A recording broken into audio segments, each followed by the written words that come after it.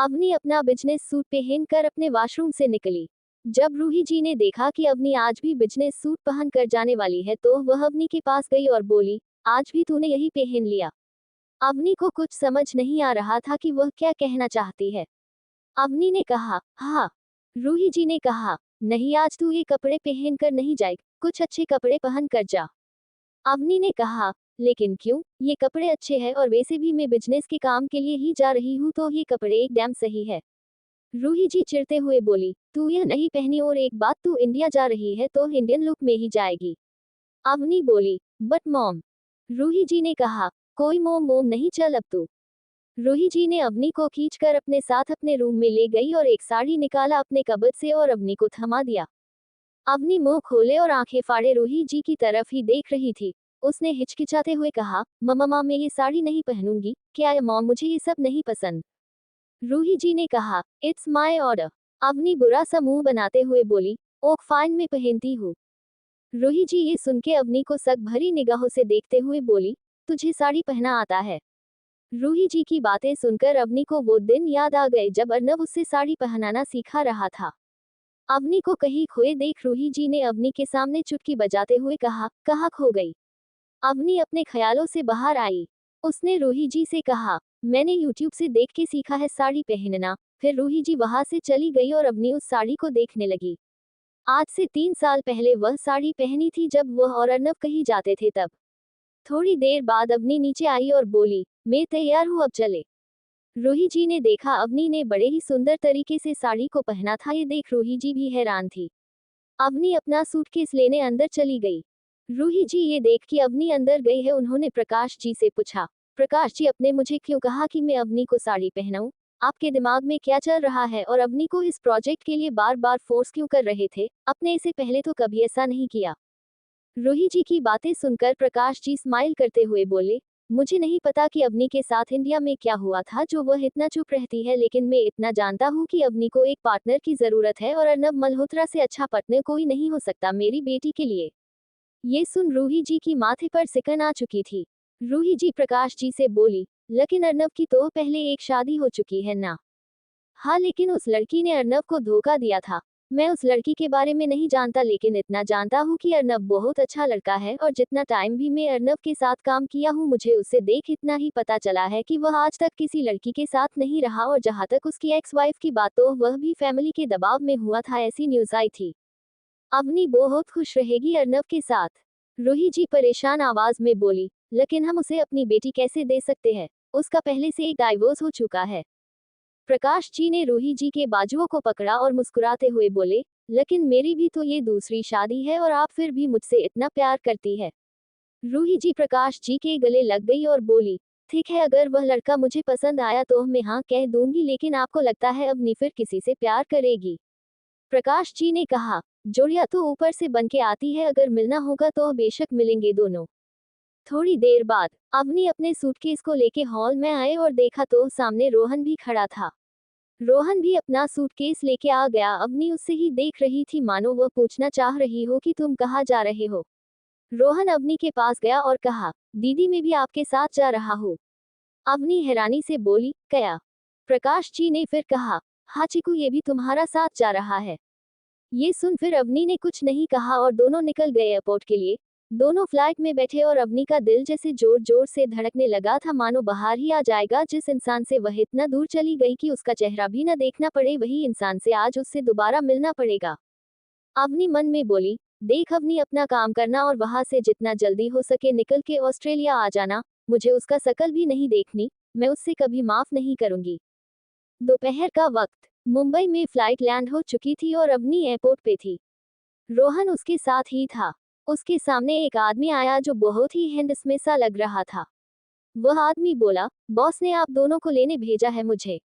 अवनी ये सुन सोचने लगी, मतलब अर्नव को भी पता है कि मैं आने वाली हूँ।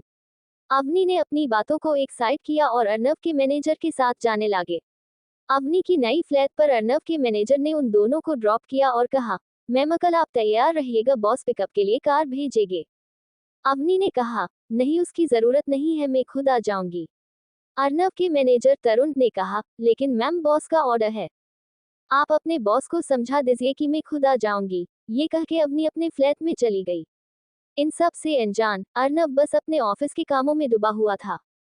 अवनी और रोहन दोनों ही लंच करके बाहर घूमने निकल गए। अवनी जाना तो नहीं चाहती थी, लेकिन रोहन की जिद के आगे अवनी को मानना पड़ा। सबसे पहले वह लोग जुहू बीच गए, जो मुंबई में बहुत फेमस है और वहाँ की हवाओं में एक अलग ही जादू है।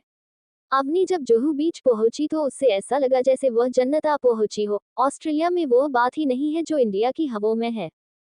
अवनी साड़ी में ही थी, उससे अजीब सा एहसास हो रहा था। उससे किसी की कमी महसूस हो रही थी। रोहन ने कहा, दीदी ये जगह तो अच्छी है और यहाँ तो अलग ही मजा है, लेकिन यहाँ ज्यादातर लोग कपल या फ्रेंड्स एंड फैमिली के साथ आते हैं। दीदी हम लोग भी मोम डैड को लेके आएंगे यहाँ।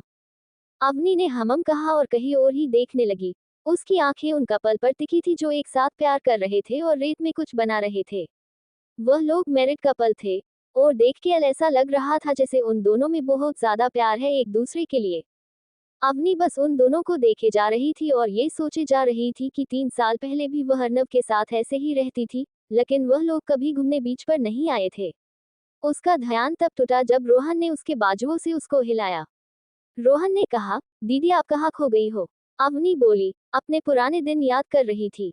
रोहन ने दिलचस्पी लेते हुए पूछा, क्या सच में? आप यहाँ हमेशा आती थी क्या? अवनी ने कहा, नहीं बट कभी कभी आती थी अपनी फ्रेंड के साथ। कुछ देर यूं ही बातें करने के बाद फिर वो दोनों दूसरे डेस्टिनेशन के लिए निकल गए। वो दोनों मरीन ड्राइव बीच आए थे। मरीन ड्राइव एक ऐसी जगह है, मुंबई के सारे लोग एक बार तो यहाँ आते ही है और कपल और फ्रेंड यहाँ ज्यादा देखने को मिलते हैं।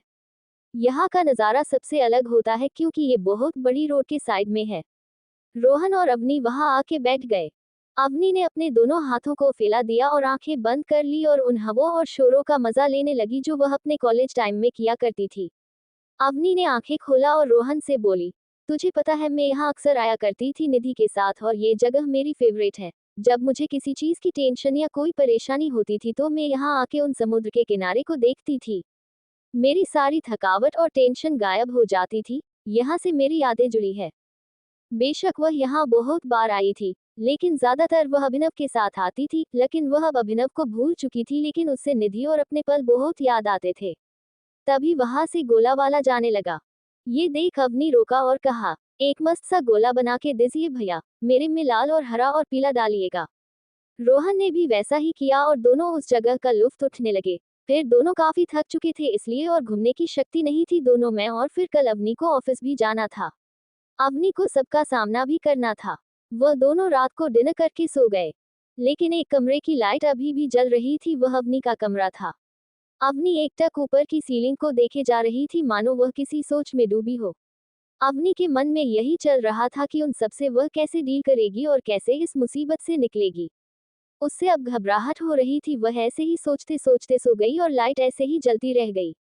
इन 3 सालों में वह डेली स्लीपिंग पिल्स खाती थी रात में, जिससे वह सो पाए, और जिस दिन वह नहीं खाती थी तो उससे नींद नहीं आती थी। सुबह का वक्त मुंबई से हर, दीदी उठो उठो दीदी, अमम सोने देना, यह दवाई का असर अभी भी है इसलिए प्लीज सोने दे। रोहन ने कहा, मैं आपके कोई बहाने नहीं सुनूंगा, दी उठो। रोहन ने ब्लैकेट ब्लैकेट खींचा और अवनी गुस्से से उठ गई और बोली, क्या है भाई, क्यों मुझे टक्कर रहा है? रोहन ने कहा, आज आपको ऑफिस जाना है, आप भूल रही हो। अवनी ने कहा, हाँ मुझे याद है, मैं चली जाऊंगी।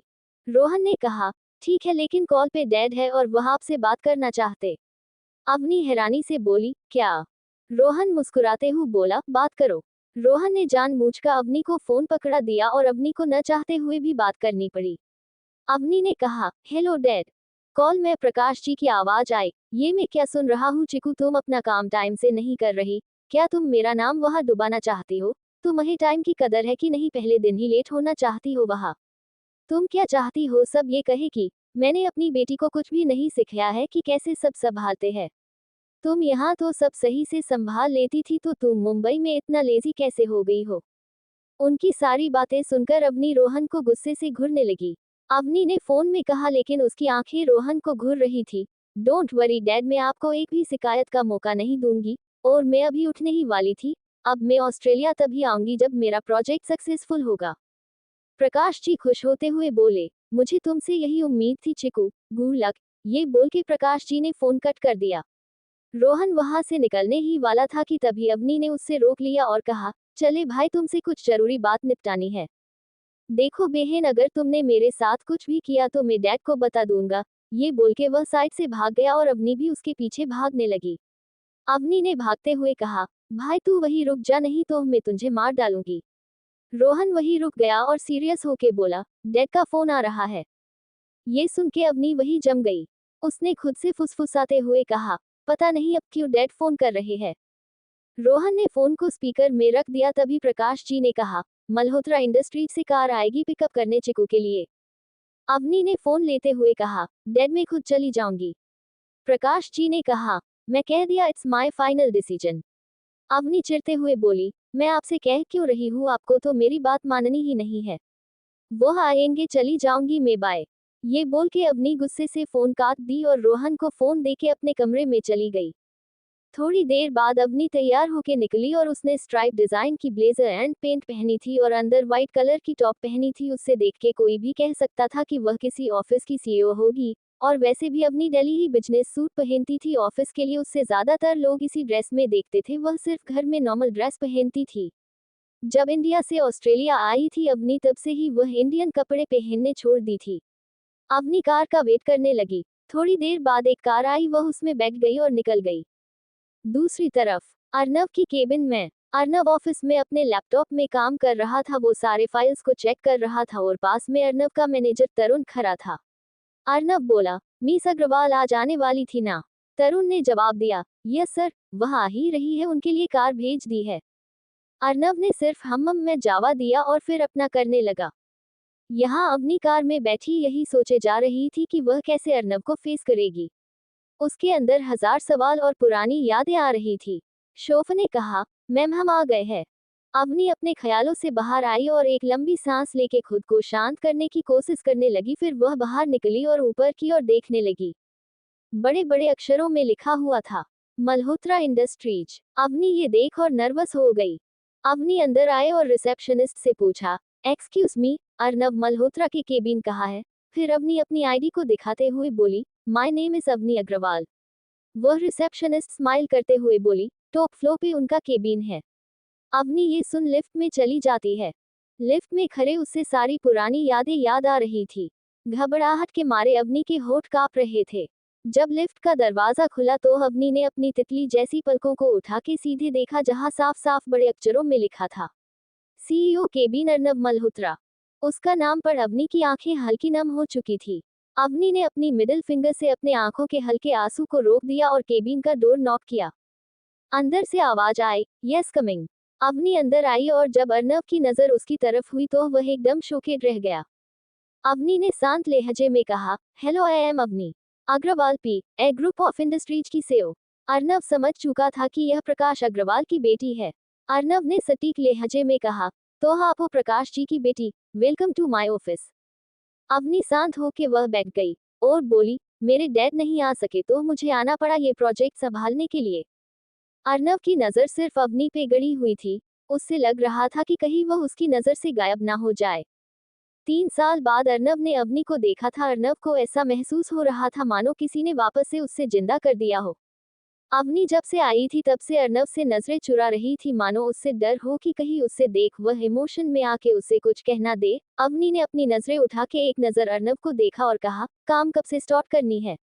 अर्नव ने सीरियस टोन में कहा, आज से, अभी से। अवनी ने सर हिलाया और दूसरी तरफ एक टेबल जिसमें अभी अभी तरुण ने फाइल्स रखी थी, अर्नव वहां जाकर बैठ गई और फाइल को पढ़ने लगे जो अवनी के लिए रखा गया था। अर्नव अवनी को घूरे जा रहा था। अवनी ने अपने मन में कहा, ऐसे मत देखो मुझे अर्नव, कहीं तुम्हें देख के मैं अपना कंट्रोल न खो दूं अपने आप से। बहुत मुश्किल से हिम्मत जुटा के तुम्हारा सामना करने के लिए आई हूँ। मत देखो ऐसे, मुझे वह रात याद आ जाती है। कितनी अजीब बात है न अर्नव, हम पास होकर भी इतने दूर है कि कभी नहीं मिल सकते। नहीं अवनी, तुझे सिर्फ अपने प्रोजेक्ट पर ध्यान देना होगा और कुछ नहीं सोचेगी तू इस इंसान को मुड़कर भी कभी नहीं देखेगी। अर्नव की फोन बजने लगी तो वह फोन अटेंड करने बाहर चला गया। तभी थोड़ी देर बाद एक छोटी सी क्यूट सी बच्ची अपने नन्हे नन्हे कदमों के साथ अंदर आई। वह बच्ची लगभग 2 साल की होगी। वह छोटी सी बच्ची अपने छोटू से होठ से एक ही बात बोल रही थी, पाप पाप पाप म म म। उससे देख अवनी के होठों पे एक हल्की सी स्माइल तैर गई। अवनी ने उससे अपनी बाहों में उठाया और कहा, बेटा आप यहाँ कैसे आए? वह छोटी सी नन्ही सी बच्ची अवनी को देख अवनी के नाक नोच को अपने छोटे छोटे हाथ से पकड़ने लगी थी। अवनी उससे देख उसके साथ खेलने लगी।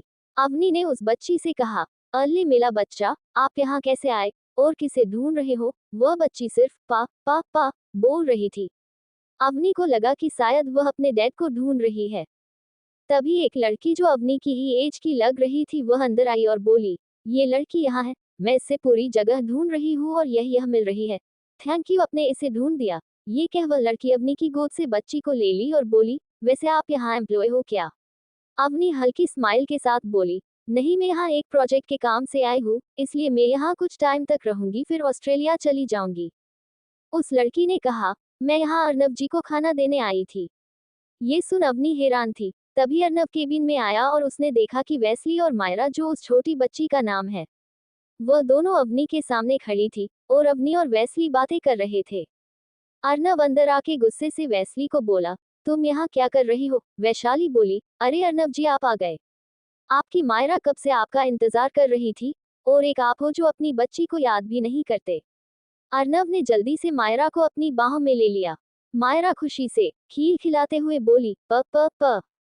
अर्नब ने अपनी नाक को मायरा के नाक से टच करते हुए कहा, मेरा बच्चा मुझे याद कर रहा था। अवनी की तो मानो पैरों तले जमीन घिसक गई थी। मतलब ये अर्नब की वाइफ है और वह अर्नब की बच्ची। अर्नब ने शादी कर ली। अवनी वहां फूट फूट कर रोना चाहती थी, लेकिन वह ऐसा नहीं कर सकती थी।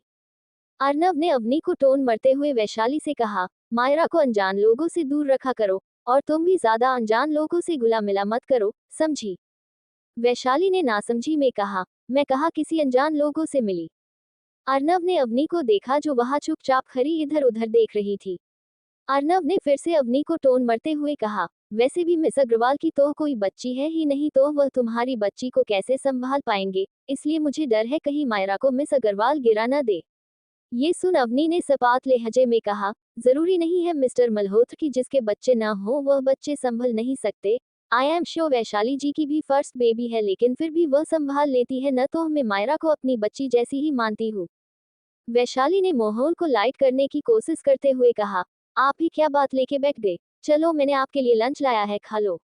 वैशाली ने टिफिन निकाला और अर्नब को कह के तरुण से प्लेट मंगवा लिया। फिर उसने खाना सर्व किया। वैशाली ने खाने को देखा जो सिर्फ अर्नब जितना ही खाना था। फिर उसने माफी मांगने वाले लहजे में अवनी से कहा, सॉरी, हमें नहीं पता था कि आप भी इनके साथ एक केबिन में काम करती है, नहीं तो हमें दोनों के लिए खाना लाती। अवनी ने कहा, कोई बात नहीं, मैं वैसे भी कैंटीन ही जा रही थी। ये बोल के अवनी वहां से निकल गई और अर्नब समझ रहा था कि अवनी हट हुई है। उसकी आवाज से ही समझ आ रहा था कि वह कभी भी रो देगी। लेकिन अर्नब को ये नहीं समझ आ रहा था कि क्यों वह हट हुई है। अर्नब ने मन में सोचा, कहीं वह इसलिए तो हट नहीं हुई है क्योंकि वह अभिनव की बच्ची है। ये सोचते ही अर्नब की मुठिया कस गई, उसके नस दिखने लगे थे। तभी वेस्ली ने कहा, अर्नब जी अब तो आप अपने घर चलिए, आप कब तक ऐसे अकेले रहेंगे उस मेंशन में? मुझे नहीं पता कि आप दोनों भाई के बीच क्या हुआ है, लेकिन मैं इतना जानती हूँ कि आप उस घर को और अभिनव जी को बहुत मिस करते हैं, और अभिनव जी भी आपको बहुत याद करते हैं, हमेशा आपके बारे में बात करते हैं। अर्नब बिना एक्सप्रेशन के बोला, देखो वैशाली, आप मेरे लिए लंच लाती है और मायरा को भी लाती है और मेरा इतना ख्याल रखती है, इसलिए मैं आपसे जुड़ा हूँ, लेकिन मेरा उस घर से कोई रिश्ता नहीं है।